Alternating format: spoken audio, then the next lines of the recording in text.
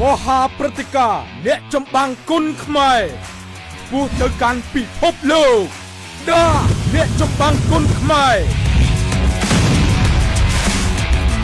ប្រមូលផ្ដុំអ្នកខាងគុនខ្មែរជួបគ្នាលើសង្វៀនតែមួយថ្ងៃអាទិត្យទី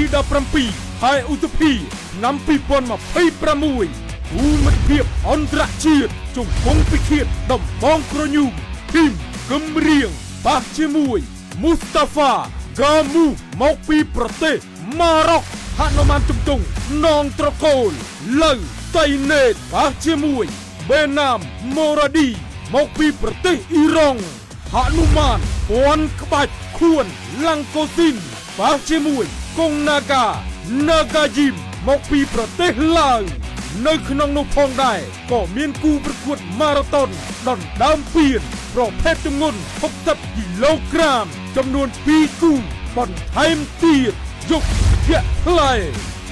កំប្រេងខ្មៅយនពិសីឡើងរចនា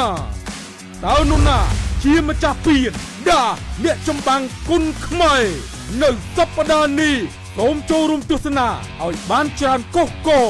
នៅបរិវេណស្ថានីយ៍ទូរទស្សន៍ប៉ុស្តិ៍លេខ5ព្រែកកំពឹសហើយក៏មានការផ្សាយផ្ទាល់ពិសេសនៅលើទូរទស្សន៍ប៉ុស្តិ៍លេខ5តាម App YouTube និង Facebook ប៉ុស្តិ៍លេខ5និងនៅលើទំព័រ Facebook Page ផ្លូវការរបស់ភេសជ្ជៈបើកម្លាំងដាផ្សាយផ្ទាល់រៀងរាល់ថ្ងៃអាទិត្យចាប់ពីវេលាម៉ោង7យប់តទៅ